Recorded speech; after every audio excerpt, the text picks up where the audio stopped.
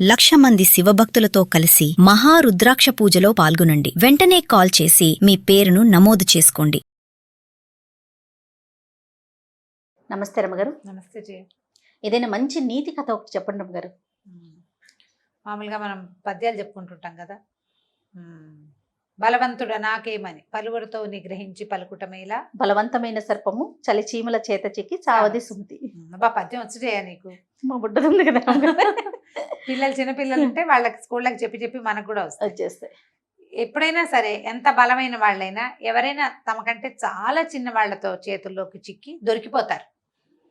ఇప్పుడు మన వల్ల వాళ్ళకి ఇబ్బంది అయింది అనుకో, కొంతమంది పాపం తలదించుకుని బతికేస్తారు, సరిపెట్టుకుంటారు. ఒక్కోడు తల సరిపెట్టుకోడు. సరిపెట్టుకోలేని వాడు ఎవడైనా ఒక సరైన వాడు గనక తగిలితే ఎంత పెద్దవాడైనా గోతులు పడాల్సిందే.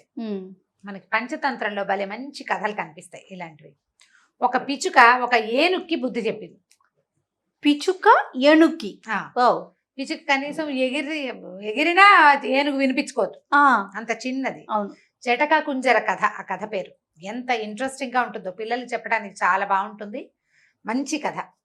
ఈ చటక అని ఒక పిచ్చుకుంది. ఆ పిచ్చుకల జంట ఒక వెలగ చెట్టు మీద గూడు కట్టుకుని పిల్లల్ని పెట్టుకున్నాయి.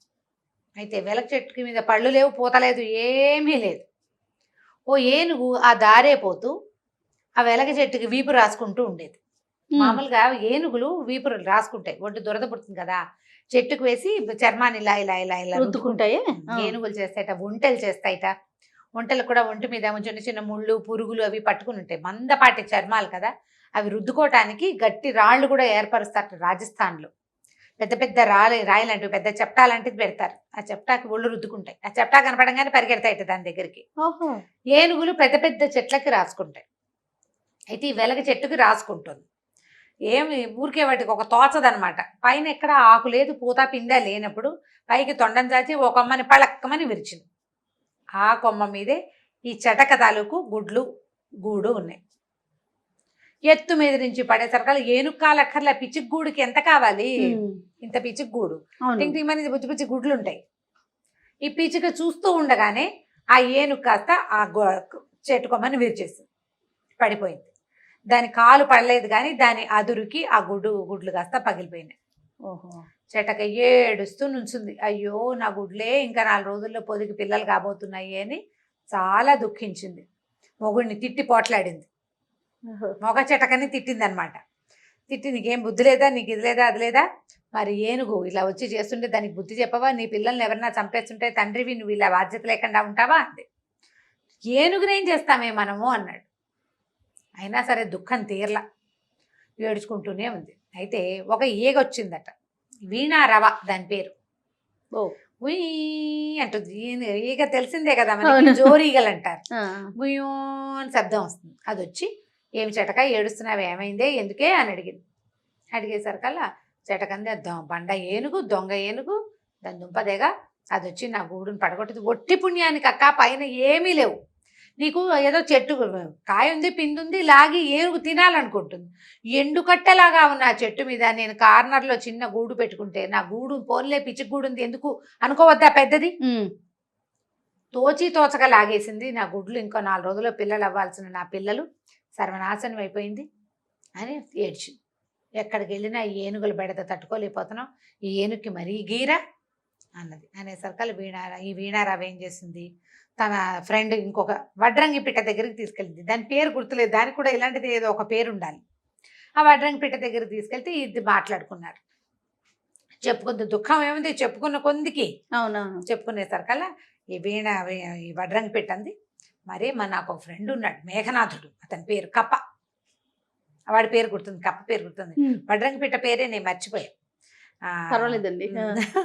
ఈ మేఘనాథుడి దగ్గరికి వెళ్దాం, మేఘనాథుడు మంచి ఐడియా ఇస్తాడు, ఈ ఏనుక్కి బుద్ధి చెప్పాలి. ఓకే.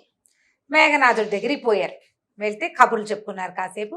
తర్వాత ఈ వీణారావ ఈ వడ్డంగి పిట్ట ఇద్దరు ఇతనికి చెప్పారనమాట, ఆ మేఘనాథుడికి, నువ్వు ఏదైనా సహాయం చేయగలవా, ఏనుక్కి బుద్ధి చెప్పాలి అనేసరికల్లా మేఘనాథుడు అన్నాడు, అయ్యో అదెంత పని, పాపం ఎవరి పిల్లల చావుకైనా కారణమైన ఏనుక్కి బుద్ధి రావాల్సిందే, దాని సంగతి చూద్దాం అని చెప్పి ఏం చేసింది, అది అడవంతా తిరిగి ఒక బాగా బురదుండి నీళ్లు ఎక్కువ లేని ఒక చెరువుని కనిపెట్టింది.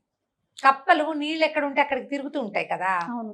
అక్కడికి వెళ్ళి ఏం చెప్పిందంటే, ఓ పని చేయండి, ఏనుగు ఈ వైపు నడిచొస్తూ ఉంటుంది.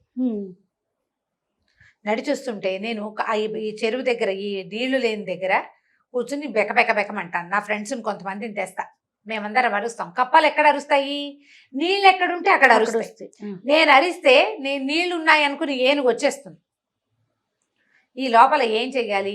మొదట వీణారావ ఉంది కదా, వీణ లాంటి శబ్దం చేసేది, గుయ్యి అంటుంది. దాని పేరు కూడా అందుకే పెట్టారు, వీణ మోగినట్టు మోగుతూ ఉంటుంది అనమాట, గుయ్యి అంటుంది. అదే దాని శబ్దం. నువ్వేం చేస్తావంటే దాని చెవిలో సంగీతం పాడు వెళ్ళి, ఏనుగు చెవిలో. ఏనుగు తన్మయత్వంతో కళ్ళు మూసుకుంటుంది. కళ్ళు మూసుకోగానే వడ్రంగి పెట్టింది కదా, అది పరిగెత్తుకుంటూ వచ్చి ఏనుగుని కంటి మీద పొడిచేస్తుంది. కన్ను పొడవనగానే కళ్ళు కనపడకపోయేసరికి ఏనుగుకి దాహం వేస్తుంది. కంటికి దెబ్బ తగిలితే దాని మెకానిజం అది, నీళ్ల కోసం పరిగెత్తుకొస్తుంది. పరిగెత్తుకొస్తే నేను ఈ బురద వైపు దాన్ని లీడ్ చేస్తా, కప్ప తెలివి చూడు అని చెప్పింది. సరే, ఒకనాడు చూసుకున్న ఏనుగు ఆ వైపుకి వచ్చే సమయం చూసుకుని, ఈ మనది వీణారవ ఉంది కదా, ఏనుగు చెవి పెద్దది, ఏనుగు సంగీతం వింటుంది బాగా. ఇది పోయి దాని చెవి దగ్గర గుయ్యూ అని తిరగటం మొదలెట్టింది. ఆ సంగీతానికి మన వల్ల గుయ్యి శబ్దం వస్తుంటే కాసేపటికి మనకు కూడా కళ్ళు మూతలు పడతాయి, జోలపాట్లాగా. ఏనుగుకి కొంచెం కళ్ళు మూతలు పడ్డాయి. ఏనుగు కళ్ళు తెరుచుకుని ఉండగా వడ్రంగి పిట్టని దగ్గరికి రానివ్వదు, అది తొండంతో విసిరేసేస్తుంది. కళ్ళు మూతలు పడంగానే వడ్రంగి పిట్ట వచ్చేసి గుచ్చేసింది కంట్లో, పొడిచేసింది కళ్ళు.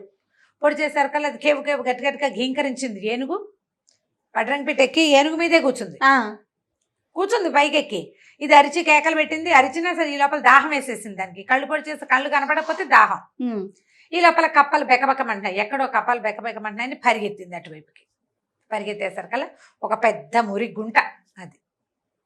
ఏనుగు చూసుకోకుండా, కళ్ళు కనిపించట్లేదుగా, కంట్లోంచి నీళ్లు గారిపోతున్నాయి, కళ్ళు మండిపోతున్నాయి, కన్ను నొప్పిగా ఉంది, దాహం వేస్తోంది, టెన్షన్గా ఉంది. బురద నీళ్ళు తాగేస్తుందా? తాగలేదు, బురదలోకి దిగింది. అయ్యయ్యో, దిగంగానే కూరుకుపోయింది బురదలో.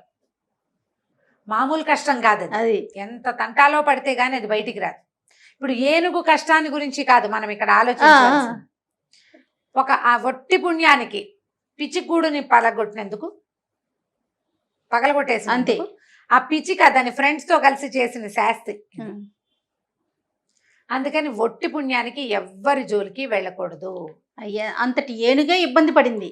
ఎంత బలవంతమైన ఏనుగైనా సరే, ఇట్లా చిన్న ప్రాణుల చేతికి చిక్కైనా సరే దొరికిపోతుంది. కాబట్టి ఇప్పుడు తప్పనిసరి అయితే ఏదో చేస్తావు. అవును, తప్పనిసరి కాకపోతే దారే పోతూ ఎవరినైనా ఏడిపించటము, తోచి తోచక హెరాస్మెంట్, తోచి తోచక ఎక్కిరించటము, అలా చేయకూడదు. ఆ చేయటం వల్ల ఇలాంటి సమస్యలు వస్తాయి అని చెప్పడానికి ఈ పంచతంత్ర కథని పిల్లలకి ఉదాహరణగా చెప్పచ్చు. చాలా బాగుంది రమ్మగారు, క్యూట్ గా ఉంది. చక్కగా జంతువులు పిల్లలు ఇంట్రెస్ట్ గా వింటారు. అవును, స్టోరీ మంచి నీతి ఉన్న కథ కదా. అవును, చాలా బాగుంది. నమస్తే. నమస్తే.